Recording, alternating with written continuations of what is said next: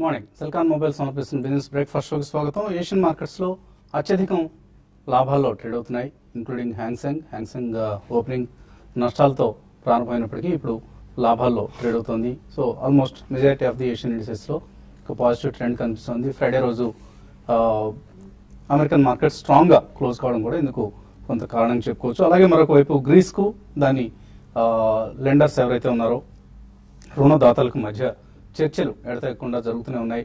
Almost three days 72 hours సమయం ఇచ్చారు, dead line ఇచ్చారు లెండర్స్ అందరు కలిపి. జూలై 15th లోగా గ్రీస్ కొన్ని చర్యలు తీసుకుంటే లెండర్స్ నుంచి మరింత సపోర్ట్ అందుతుంది. మేబీ ఒక థర్డ్ బెయిల్అవుట్ కూడా గ్రీస్ కు అందే అవకాశం కనిపిస్తుంది. దీంతో కొంత గ్లోబల్లీ పరిస్థితులు సద్దుమణిగాయని అనిపిస్తుంది.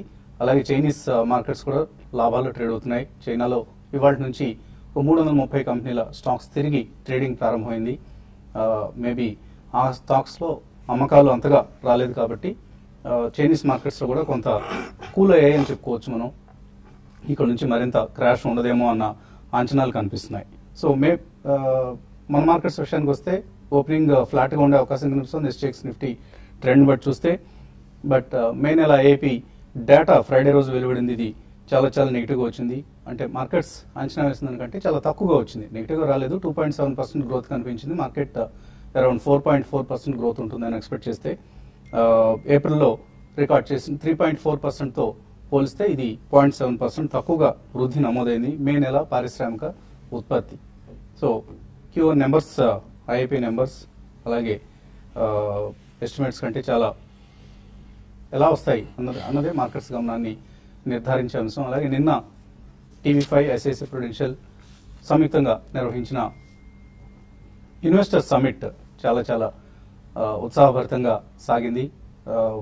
సమిట్ కు పెద్ద సంఖ్యలో ఇన్వెస్టర్స్ హాజరయ్యారు. ఆదివారం ఉదయం కాబట్టి బహుశా కొంత తీరిక చేసుకుని అందరూ హాజరైనందుకు ధన్యవాదాలు తెలియజేస్తున్నాం. చాలా ఆసక్తికరంగా అక్కడికి వచ్చిన ఇన్వెస్టర్స్ నుంచి ప్యానలిస్ట్ వచ్చిన క్వశ్చన్స్ కావచ్చు, అలాగే వచ్చిన క్వాలిటీ ఆఫ్ ఆడియన్స్ కావచ్చు, చాలా బాగుంది. మేబీ రాబోయే ఇన్వెస్టర్ సమిట్స్ కూడా ఇలాగే ఉత్సాహభరితంగా ఇంకా ఉత్తేజకరంగా సాగుతాయని ఆశిస్తున్నాం. Thank you investors for making this a huge success. Investor summits ఈ మధ్య కాలంలో అతిపెద్ద సంఖ్యలో ఇన్వెస్టర్స్ హాజరై పార్టిసిపేట్ చేసిన సదస్సు బహుశా ఇదే కావచ్చు. అండ్ ఇటు పక్కన అనలిస్ట్ కూడా హేమాహేమీలు అందరూ నిన్న హాజరయ్యారు. బాలసుబ్రహ్మణ్యం గారు, కుటుంబరావు గారు, రాజేంద్ర గారు, అలాగే ICICI Prudential regional head Ravi Shekhar గారు అండ్ మన సుందరరాజా, శేషు, బాలరాజు గారు, ఇలా అందరూ హాజరయ్యి ఇన్వెస్టర్స్ని అలరించడం ఒక విశేషంగా చెప్పుకోవచ్చు. మార్కెట్స్ విషయానికి వస్తే నిఫ్టీ 8450 ఈ లెవెల్ సక్సెస్ఫుల్గా అధిగమించి ముందుకు వెళ్తేనే మనకు మార్కెట్స్ ఆసక్తికరంగా ట్రెండ్ మారే అవకాశం ఉంటుంది. అదర్వైజ్ ఇలాగే ల్యాక్లస్టర్గా కొంత రేంజ్ బౌండ్గా ట్రేడింగ్ కొనసాగే అవకాశం ఉంటుంది. ఎఫ్ఐఎస్ బిహేవియర్ మాత్రం అలాగే ఉంది. 455 కోట్ల రూపాయల సెల్లింగ్ మనం చూసాం ఫ్రైడే రోజు కూడా. ఇందులో ఎక్కువ భాగం టీసీఎస్ కౌంటర్లో సెల్లింగ్ జరిగింది. So TCS delivery based selling చూసాం 600 crores. ఇందులో ఎఫ్ఐఎస్ నుంచి ఆల్మోస్ట్ 465 crores వర్త్ స్టాక్స్ ని ఎఫ్ఐఎస్ అన్లోడ్ చేయడం చూసాం. బట్ ఇండెక్స్ కాల్ ఆప్షన్స్ లో మాత్రం కొనుగోలు చేస్తున్నారు. ఇది కొంత ఆసక్తికరమైన అంశం. మేబీ 8400 కాల్స్ లో ఎక్కువ ఓపెన్ ఇంట్రెస్ట్ కనిపిస్తుంది. ఎఫ్ఐఎస్ నుంచి కొనుగోళ్ల ఇంట్రెస్ట్ కూడా కనిపిస్తుంది. అలాగే మార్కెట్స్ గురించి మరింతగా అనలిస్తూ మనం చర్చించబోయే ముందు కార్పొరేట్స్ ఈ మధ్య మనం ఎక్కువ మంది ప్రజాప్రతినిధులంతా వాణిజ్యవేత్తలే అవుతున్నారు. సో వాణిజ్యవేత్తలకే ప్రజాప్రతినిధులు అయ్యే అర్హత ఉందా అన్న అనుమానం కూడా మనకు కలుగుతుంది. కానీ ప్రజాప్రతినిధుల నుంచి మనం వాళ్ళు ఏదో మహర్షులుగా ఉండాలి, ఋషుల్లాగా ఉండాలి అని ఆశించం. కానీ కనీసం ప్రజాధనానికి జవాబుదారీతనం వహిస్తారు, ప్రజాధనానికి బాధ్యులుగా ఉంటారు అన్న అంశాన్ని మాత్రం మనం ఆశిస్తాం. ఎందుకంటే మనమే ఎన్నుకుంటున్నాం, మన డబ్బుని వాళ్ళు కాపాడుతారన్న ఉద్దేశంతో. బట్ ఒక ఎంపీ సాక్షాత్తు పార్లమెంట్ సభ్యులు గుంటూరు నియోజకవర్గం నుంచి ప్రాతినిధ్యం వహిస్తున్నారు, రాయపాటి సాంబశివరావు. కాకలు తీరిన రాజకీయ యోధులు, అనుభవశీలి. కానీ ఆయన సంస్థలో సాగిస్తున్న వాణిజ్య వ్యవహారాలు మాత్రం చాలా విచారకరంగా ఉంటున్నాయి. ట్రాన్స్ట్రాయ్ అనేది రాయపాటి సాంబశివరావుకి సంబంధించిన కంపెనీ. అంటే రాయపాటి సాంబశివరావు ఆ కంపెనీ చైర్మన్ ఉండరు, మనకు తెలిసిందే ఇదంతా కూడా. ఎంపీలందరూ కూడా వాళ్ళు ఎవరో వాళ్ళ బంధువులతోనే ఎవరితోనో పెట్టి నిర్వహిస్తుంటారు కంపెనీస్ని. సో ఈ ట్రాన్స్ట్రాయ్ సంస్థ 4300 కోట్ల రూపాయలు బ్యాంకులకి బకాయి పడింది, రుణాలు చెల్లించాల్సి ఉంది. కానీ మరోవైపు సంస్థ సాగిస్తున్న కార్యకలాపాలు ఏ విధంగా ఉన్నాయనేది ఒకసారి చూస్తే 14 బ్యాంకుల నుంచి లోన్ సంపాదించిన ఈ కంపెనీ 4,300 కోట్ల రూపాయల ఎన్పిఎల్ మూటగట్టుకున్న ఈ కంపెనీ ఇప్పుడు 4.5 కోట్లకు పైగా 5 కోట్ల రూపాయలకు పైగా లగ్జరీ కార్లు కొనుగోలు చేసింది. ఈ మధ్యనే రీసెంట్ గా 3 కార్ లోన్ అగ్రిమెంట్స్ కంపెనీ కుదుర్చుకుంది. ఆల్ఫేరా ఫైనాన్షియల్ సర్వీసెస్, ఇది BMW గ్రూప్కు సంబంధించిన ఫైనాన్షియల్ సర్వీసెస్ కంపెనీ.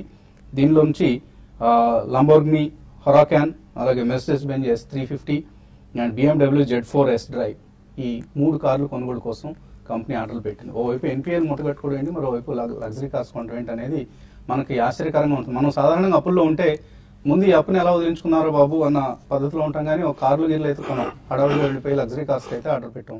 కానీ ఎంపీ గారి కంపెనీ కదా, జల్సా చేద్దాం అనుకుంటున్నారు. ప్రజాధనంతో, బ్యాంకుల నుంచి సంపాదించిన ధనంతో ముందుగా అప్పులు తీర్చుకోవాలి. సంస్థ కనుక ఏమాత్రం రెస్పాన్సిబిలిటీ ఉన్నా కూడా అప్పులు తీర్చాలి.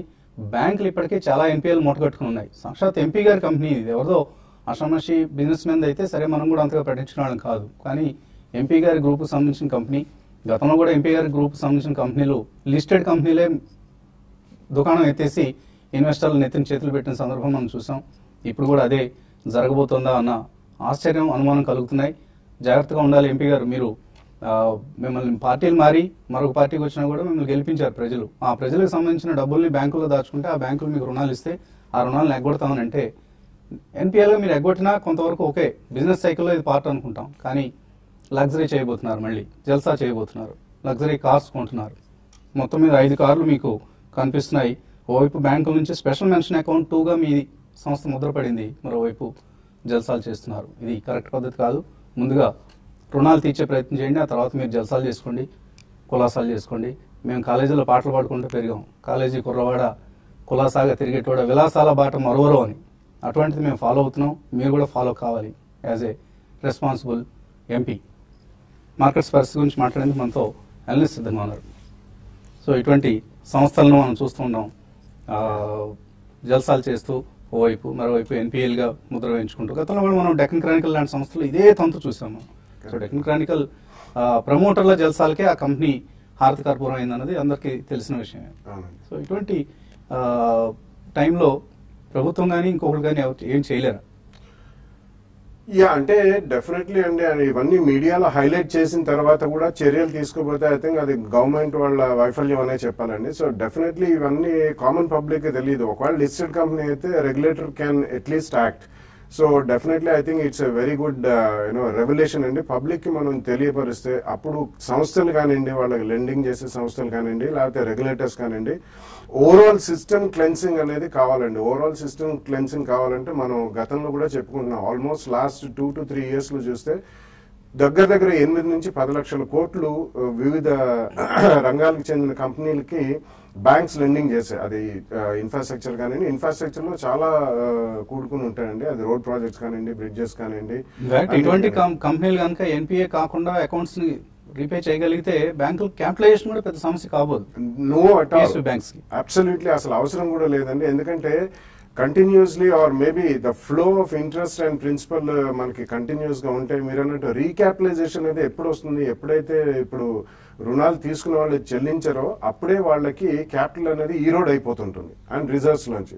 So definitely I think it's a great revolution అండి. It's a great wake up call. అంటే బ్యాంక్స్ కూడా మనం దీని ద్వారా మనం గతంలో రఘురామ్ రాజన్ గారు కూడా చెప్పడం జరిగింది, ఫైనాన్స్ మినిస్ట్రీ వీళ్ళందరూ ఇక ముందు లెండింగ్ చేసేటప్పుడు చాలా జాగ్రత్తగా ఉండాలని. సో రకరకాల కంపెనీలు పెట్టి, అంటే గ్రూప్ కంపెనీస్ లాగా ఒకదాన్ని పక్కన పెట్టి ఇంకో దాంట్లో లెండింగ్ కి అప్లై చేసుకుంటూ, బారోయింగ్ కి అప్లై చేసుకుంటూ, ఇవన్నీ కూడా ఎక్కడో ఒక చోట అరికట్టాలండి. They should be risk management system, centralised risk management system for the entire banking sector and non banking financial services companies అయితే మోస్ట్లీ ప్రైవేట్ సెక్టర్ ఉంటారు, వాళ్ళు తీసుకుంటారు. సో పబ్లిక్ సెక్టర్ బ్యాంక్స్ ఇటువంటి వాటికి గురవుతున్నాయి కాబట్టి మెకానిజం. ఈ కంపెనీకి ఇచ్చిన లోన్స్ ని ఫస్ట్ ఎన్పిఏగా డిక్లేర్ చేసింది దేనా బ్యాంక్. 14 బ్యాంక్స్ కన్సార్షియం ఇది. ముందుగా దేనా బ్యాంక్ ఈ కంపెనీ లోన్స్ ని ఎన్పిఏగా డిక్లేర్ చేసింది. తర్వాత మరొక బ్యాంక్, బహుశా ఆంధ్ర బ్యాంక్ అనుకుంటాను, స్పెషల్ మెన్షన్ అకౌంట్ 2గా దీన్ని కేటగరైజ్ చేసి ఇంకా దీనికి ఫ్రెష్ గా లోన్స్ ఇవ్వద్దు మనం గతంలో మనం చూసాం కింగ్ ఫిషర్ అని రీసెంట్ కేసు ఒకటి మనం భూషణ్ స్టీల్ లో చూసాం. అంటే కన్సార్షియం ఆఫ్ లెండర్స్ వాళ్ళకి 5, 10, 15, 20 years దాకా మారిటోరియం ఇవ్వడం, దాన్ని రీస్ట్రక్చర్ చేయడం, అంటే ఇది ఆల్మోస్ట్ అప్ టు ఎటర్నిటీ అన్నట్టే అండి. అంటే ఇప్పుడు మీరు చెప్పిన కథ చాలా బాగుందండి. ఎందుకంటే వాళ్ళు రేజ్ చేసి బారోయింగ్ చేసి ఆ కంపెనీని సక్రమంగా నడపకుండా వాళ్ళ సొంత యూసేజ్ కి వాళ్ళ బెనిఫిట్స్ కి దాన్ని విలాసంగా ఖర్చు పెట్టి company it's a different separate identity, joint stock company కాబట్టి దాని అది వెళ్ళిపోతుంది అనుకోవడం అనేది. అందుకనే మనం లిస్టెడ్ కంపెనీస్ లో కూడా కార్పొరేట్ గవర్నెన్స్ కి చాలా హైయెస్ట్ ఇంపార్టెన్స్ ఇస్తాం. ఇప్పుడు ప్రేక్షకులకి చెప్పినా కానీ ఇన్వెస్టర్స్ కి మనకి కార్పొరేట్ గవర్నెన్స్ బాగుంది, క్లీన్ ఫైనాన్షియల్స్, లాస్ట్ 5-10 years మంచి ట్రాక్ రికార్డ్ ఉంది, ఇటువంటి కంపెనీల్లో మనం చేయండి అని చెప్పి. అండ్ ప్రమోటర్స్ కూడా గుర్తించాల్సింది ఒకటండి, ఒకవేళ వాళ్ళు కార్పొరేట్ గవర్నెన్స్ బాగుంటే వాళ్ళకి కొద్దిగా మధ్య మధ్యలో ఒడిదుడుకులు రావచ్చు, సెక్టర్ పరంగా కానివ్వండి, గవర్నమెంట్ పరంగా కానివ్వండి. కంపెనీ అంతగా ఎఫెక్ట్ కాలేదు. 2013-14 లో this company has earned around 200 crores net profit. Right. 14-15 లో సడన్లీ ఎందుకు డౌన్ అయింది అనేది మనకు తెలియదు. మేబీ ఎందుకంటే లిస్టెడ్ కంపెనీ కాదు కాబట్టి మనకు బ్యాలెన్స్ డేటా అనేది. So somebody has to dig details in to the companies performance అండి. సో దాని తర్వాతే నేను కఠినమైన చర్యలు తీసుకోవాలి గవర్నమెంట్ తరఫు నుంచి అని చెప్పి we should request the government. We always request the government to be more stricter in lending and risk management mechanism అనేది పకడ్బందీగా చేసుకోవాలండి. So there has to be a separate monitoring cell. అంటే ఆ మెకానిజమ్స్ ఎలా ఉన్నాయి, ఇండివిజువల్ బ్యాంక్స్ ఉంటాయి and consortium of banks కూడా ఉంటాయి, డ్యూ డిలిజెన్స్ కానివ్వండి అండ్ ప్రమోటర్స్ ఆనెస్టీ, ఇంటిగ్రిటీ ఇవన్నీ కూడా చాలా క్షుణ్ణంగా చూడాలని చెప్పి we can only request the regulatory authorities and lending institutions అండి. సో రాయపాటి వారికి మరొకసారి విన్నవించుకుంటున్నాం, దయచేసి మీ విలాసాలు జల్సాలు కట్టిపెట్టి ముందుగా బ్యాంకులకు లోన్లు చెల్లించే, రుణాలు తిరిగి చెల్లించే ప్రయత్నం చేయండి. సో దట్ ప్రజాధనాన్ని మీరు కాపాడిన వారు అవుతారు. ఊరికే ఎంపీ పదవులు పొందేసి జల్సాలు చేస్తున్నాం అంటే కుదరదండి. ఇక్కడ మార్కెట్స్ పరిస్థితి ఏంటి? మార్కెట్స్ టెక్నికల్లీ ఏ పరిస్థితిలో కనిపిస్తున్నాయి ఇప్పుడు? ఐ థింక్ మన ట్రేడింగ్ ప్యాటర్న్స్ చూస్తే కనుక గత 4 రోజులుగా ఏదైతే డౌన్ ఫాల్ ఉందో ప్రాబ్లీ మనకి ఫ్రైడే రోజు అరెస్ట్ అయినట్టు కనిపిస్తుందండి. మనం ఒక హ్యామర్ ఫార్మేషన్ చూసాం డౌన్ సైడ్ లో. సో 83.29 అనేది మనకి 20-day మూవింగ్ యావరేజ్. సో అక్కడ ఎగ్జాక్ట్లీ ఆ లెవెల్ కి వచ్చి మనం కొద్దిగా పైన క్లోజ్ అవటం చూసాం నిఫ్టీ. సో ఇప్పుడు 83-84 ఏదైతే 200-day మూవింగ్ యావరేజ్ ఉందో ప్రాబ్లీ దాని అబోవ్ కొంచెం బుల్లిష్ వెళ్ళే అవకాశం ఉంది. అదే విధంగా మనకి గ్యాప్ డౌన్ ఫార్మేషన్ ఒకటి ఉంది. సో ఒక గ్యాప్ క్రియేట్ అయింది, డౌన్వర్డ్ గ్యాప్ 7th రోజు. సో ప్రాబ్లీ ఆ గ్యాప్ ఏదైతే ఉందో 8457 అండ్ 8483. సో ఈ జోన్ లో రెసిస్టెన్స్ ఉండే అవకాశం ఉంది నిఫ్టీలో. సో ఏదైనప్పటికీ ప్రాబ్లీ 8195 ఏదైతే ప్రీవియస్ స్వింగ్ లో ఉందో అదైతే బ్రీచ్ అవ్వదనిపిస్తుంది as of now. So definitely buy on dips గానే మనం మార్కెట్ పరిగణిస్తాం. అదే విధంగా కొద్ది ప్రాఫిట్స్ ఉంటే కనుక 8450 అండ్ 8500 మధ్యలో కొంచెం ప్రాఫిట్స్ బుక్ చేసుకోమని చెప్తాను. బ్యాంక్ నిఫ్టీ కనుక చూస్తే ఆల్రెడీ మనం ఏదైతే 8th రోజు గ్యాప్ డౌన్ ఉందో ప్రాబ్లీ అది ఫిల్ అవుట్ అని చూసాం మనం. సో డెఫినెట్లీ ఇక్కడ నుంచి ఒక అప్ మూవ్ గానే మనం పరిగణిస్తాం బ్యాంక్ నిఫ్టీలో. సో మనకి గ్యాప్ అనేది ఏదైతే ఉందో 18,713 అండ్ 18,679 అది గ్యాప్ డౌన్ మనం చూసాం. సో ఆ గ్యాప్ ఫిల్ అయింది కాబట్టి ఇక్కడ నుంచి అరౌండ్ 19,300 అండ్ 19,400 దాకా వెళ్ళే అవకాశం ఉంది. సో ప్రాబ్లీ బ్యాంక్ నిఫ్టీ లో కరెంట్లీనే ఐ థింక్ అప్ మూవ్ వచ్చే అవకాశం ఉంది కాబట్టి ఫస్ట్ ప్రైస్ పాయింట్ గా మనం 19,000 కాల్ ఆప్షన్స్ తీసుకోవచ్చు. అదేవిధంగా 200-300 పాయింట్స్ కరెక్షన్ వస్తే కనుక సెకండ్ ప్రైస్ పాయింట్ గా మనం తీసుకోవచ్చు. అండ్ దీనిలో మనకు 300-400 పాయింట్స్ మూవ్ అయ్యే అవకాశం ఉంది. బట్ సిఎన్ఎక్స్ఐటీ చూస్తే కనుక ప్రాబ్లీ 2 days మనం ఆల్మోస్ట్ ప్రీవియస్ స్వింగ్ లో ఏదైతే ఉందో 10,900 బిలో క్లోజ్ అవుట్ అని చూసాం. సో ఇది ఒక డౌన్ ట్రెండ్ గా పరిగణిస్తాం మనం. సో సిఎన్ఎక్స్ఐటీ కంప్లీట్లీ అవాయిడ్ చేయాలి. మేబీ 150-200 పాయింట్స్ ర్యాలీ వస్తే కనుక షార్ట్ పొజిషన్స్ క్రియేట్ చేయొచ్చు. అండ్ ఇక్కడ నుంచి కూడా మేబీ 10,400 అండ్ 10,500 దగ్గర సపోర్ట్ ఉండే అవకాశం ఉంది. ఫస్ట్ కాలర్ లైన్ లో ఉన్నారు, కరీంనగర్ నుంచి Srinivas. Hello sir, good morning sir. Good morning sir. BHEL ఒకటి, క్రాంప్టన్ గ్రీవ్స్ ఒకటి, ఇవి రెండు లాంగ్ టర్మ్ కి కొంతమంది చూస్తున్నా సార్. 50,000 ఇన్వెస్ట్ చేద్దాం అనుకుంటున్నా సార్. ఎలా ఉంటుంది సార్? ఇంకా వెయిట్ చేయాలా? ఈ రేట్ లో కొనొచ్చా సార్? రెండు స్టాక్స్ టెక్నికల్లీ ఈ రేట్ లో బై చేయొచ్చా? I think you can buy అండి. ప్రాబ్లీ లాస్ట్ 1 week చూస్తే క్యాపిటల్ గుడ్ స్పేస్ కొంచెం చాలా బయింగ్ ఇంట్రెస్ట్ కనిపిస్తుంది. But only thing you need to have 2 price points. అంటే 238 నుంచి ఆల్రెడీ మనం 270 దాకా ర్యాలీ అవటం చూసాం బిహెచ్ఎల్ లో. So definitely first price point ఇక్కడ తీసుకోవచ్చు. అదేవిధంగా మనకి 254 అండ్ 247 మధ్యలో ఒక గట్టి సపోర్ట్ ఉంది. మేబీ 20-day మూవింగ్ యావరేజ్ అవి ఉన్నాయి. సో 2 price points గా తీసుకోవచ్చు. అరౌండ్ 330-340 దగ్గర డెఫినెట్లీ ప్రాఫిట్స్ మాత్రం బుక్ చేసుకోవాలి. అదేవిధంగా క్రాంప్టన్ గ్రీవ్స్ కూడా రెండు ఒకటే సెక్టర్ లో stocks, maybe BHL and Crompton Greaves. So Crompton Greaves definite గా కొద్దిగా వీక్ గా ట్రేడ్ అవుతుంది. ఏదైనప్పుడు కొంచెం పెరిగింది కాబట్టి ఇక్కడ వెయిట్ చేయండి మీరు. సో మార్కెట్ కరెక్ట్ అయ్యి మేబీ 138 అండ్ 150 మధ్యలోకి వస్తే కనుక అది ఎంట్రీ పాయింట్ గా పరిగణించవచ్చు. తర్వాత కలర్ ప్రకాశం జిల్లా నుంచి నరేంద్ర. హలో హలో రండి నరేంద్ర. గుడ్ మార్నింగ్ అండి. నా పేరు Narendra Prakash. Good morning. Present నేను భారత్ 4G నీలకమల్ లో ఆల్రెడీ ఇన్వెస్ట్ చేశాను. సో భారత్ 4G వచ్చేసి 60% ప్రాఫిట్ వచ్చి మళ్ళీ బ్యాక్ వచ్చింది. అంటే కంపెనీ ఏమన్నా ప్రాబ్లం ఉందా లేకపోతే ఎంత అని తెలుసుకున్నాము. నీలకమల్ వచ్చేసి నాకు ఆల్రెడీ 80% ప్రాఫిట్ ఉంది. సో ప్రాఫిట్స్ ఏమన్నా బుక్ చేసుకోవచ్చా? 2 కౌంటర్స్ లో ప్రాఫిట్స్ బుక్ చేసుకోవచ్చా? 60% 80% ప్రాఫిట్స్ అని భారత్ ఫోర్జ్ లో ఏ కంపెనీలో ప్రాబ్లం ఏం లేదండి. వాళ్ళకి ఎక్స్పోజర్ యూరోప్ లో ఎక్స్పోజర్ కొద్దిగా ఎక్కువ ఉంది. సో ఈ గ్రీక్ సంక్షోభం నడుస్తుంది కాబట్టి కొంచెం అక్కడ బిజినెస్ ఎఫెక్ట్ అవుతుందని నార్మల్ కరెక్షన్ తీసుకున్నాను. అబౌట్ 1050-11 మినిట్ జోన్ లో ఉంది. So they is nothing to worry అండి. రెండు కూడా మీరు మంచి ప్రైస్ లో మంచి ప్రాఫిట్ లో ఉన్నారు. కానీ ఈ క్వార్టర్ రిజల్ట్స్ అయిన తర్వాత డెఫినెట్లీ స్పర్ట్ వస్తే ఎప్పుడైనా కానీ ఇంత హ్యూజ్ ప్రాఫిట్స్ ఉన్నప్పుడు క్వాంటిటీ ఎక్కువ ఉంటే కొద్దిగా క్వాంటిటీ మాత్రమే ప్రాఫిట్ బుక్ చేయడం మర్చిపోకండి. సో తప్పకుండా ఈ రిజల్ట్స్ వచ్చిన తర్వాత కొంచెం ప్రాఫిట్ బుక్ చేసి మిగతా రెస్ట్ ఆఫ్ ద క్వాంటిటీ మీరు నెక్స్ట్ 1 or 2 years కూడా క్యారీ ఫార్వర్డ్ చేయొచ్చు. ఖమ్మం నుంచి శ్రీరాములు లైన్ లో ఉన్నారు. హలో వసంత్ గారు, అడగండి శ్రీరాములు గారు. గుడ్ మార్నింగ్ వసంత్ గారు. గుడ్ మార్నింగ్ వసంత్ గారు, ఇది ఒకటి కాల్ ఆప్షన్ 300 కాల్ ఆప్షన్స్ ఒక 7 లాట్స్ ఉన్నాయండి. 8300 Tata steel call option 300. Okay, అది వచ్చేసి 3 రూపీస్ లో బై చేశాను. తర్వాత 84 కాల్ ఆప్షన్ ఒక 4 లాట్స్ ఉన్నాయండి. అది 135 లో బై చేశాను. ఓకే.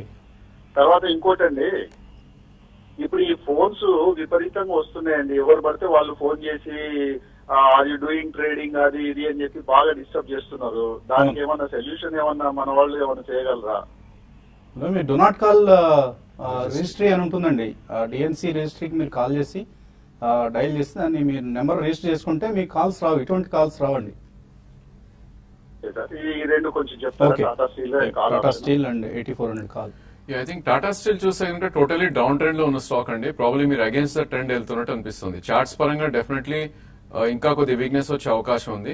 బట్ ఏమాత్రం పుల్ బ్యాక్ వచ్చి మేబీ 298 and 300 మనకి 20-day మూవింగ్ యావరేజ్ అనేది 300 దగ్గర ఉంది. సో ఎగ్జాక్ట్లీ మీరు ఆ కాలే ఉన్నారు కాబట్టి పుల్ బ్యాక్ వచ్చినప్పుడు 300-303 మధ్యలో ఎక్కడికి వచ్చినప్పుడు డెఫినెట్ గా ఎగ్జిట్ అవ్వండి. అదేవిధంగా ఉన్న పొజిషన్ కి 266 కింద స్టాప్ లాస్ పెట్టుకుని హోల్డ్ చేయండి. 8400 కాల్ ఆప్షన్ అడిగారు. ప్రాబ్లీ ఈ రోజే మనం ఐ థింక్ ఫ్రైడే రోజే మనం ఒక రివర్సల్ బార్ అనేది చూసాం మనం నిఫ్టీలో. సో ఈ రోజు క్లోజింగ్ కనుక 83-85 అబౌవ్ క్లోజ్ అవుతే ప్రాబ్లీ 8450 and 8470 దాకా వెళ్లే అవకాశం ఉంది నిఫ్టీ. సో ఆ జోన్ వచ్చినప్పుడు మీరు ప్రాఫిట్ బుక్ చేయొచ్చు. ఐ థింక్ మళ్ళా డౌన్ ట్రెండ్ కి వెయిట్ చేయొచ్చు. హరినాథ్ రెడ్డి మెయిల్ పంపించారు. రూఫిలా ఇంటర్నేషనల్ 46 రూపాయల్లో, ఇండియా జిలటిన్ 80 రూపాయల్లో, జయంత్ ఆగ్రో 94లో కొనున్నారు. లాంగ్ టర్మ్ కోసం కొన్నారు.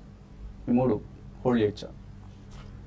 ఇవన్నీ చాలా ఇల్లిక్విడ్ స్టాక్స్ అండి. కాబట్టి ఈ క్వార్టర్ రిజల్ట్స్ వచ్చిన తర్వాత మీరు ఏదైనా ప్రాఫిట్ జోన్ లోకి వస్తే మాత్రం ఇటువంటి వాటి నుంచి కొద్దిగా ప్రాఫిట్ బుక్ చేయండి. Or majority of the stocks కూడా క్వాంటిటీ ప్రాఫిట్ బుక్ చేయొచ్చు. ఎందుకంటే కొంచెం కన్సిస్టెన్సీ ఆఫ్ పర్ఫార్మెన్స్ అనేది ఈ 3 కంపెనీలోనే అంతగా కనపడదు.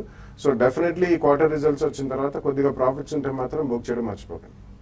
ఎన్ఐటి టెక్నాలజీస్ 425, క్యాపిటల్ ఫస్ట్ 405, దివాన్ హౌసింగ్ 480లో కొన్నారు. Nagesh holder exit. Probably NIT technology కొద్దిగా పుల్ బ్యాక్ వస్తే ప్రాఫిట్స్ బుక్ చేయాలండి. ఐ థింక్ మిగతా 427 and 430 దగ్గర గట్టి రెసిస్టెన్స్ ఉంది. మిగతా 2 స్టాక్స్ కూడా ప్రాబ్లీ అప్ ట్రెండ్ లో ఉన్న స్టాక్సే. మేబీ ఇక్కడ నుంచి ఒక 15-20% కూడా పైకి వెళ్లే అవకాశం ఉంది. అక్కడికి వచ్చినప్పుడు ప్రాఫిట్స్ బుక్ చేసుకోండి.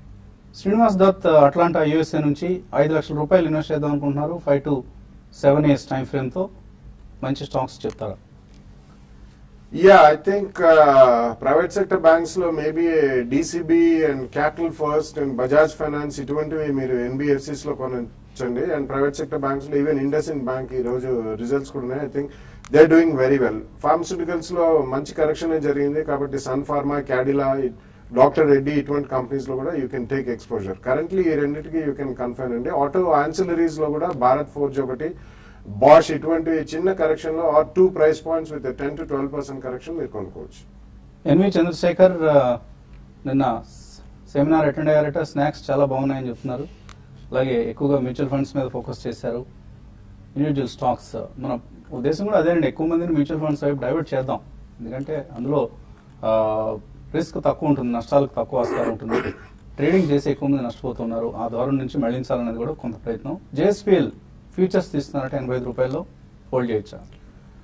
టోటలీ డౌన్ ట్రెండ్ లో ఉన్న స్టాక్ చేశారు. సారీ, ప్రాబ్లీ ఐ థింక్ మీరు కనుక హోల్డ్ చేయగలిగితే ఇక్కడ యూ క్యాన్ హోల్డ్ అండి షార్ట్ పొజిషన్స్. అదేవిధంగా మనకి 89 మనకి 20-day మూవింగ్ యావరేజ్ ఉంది.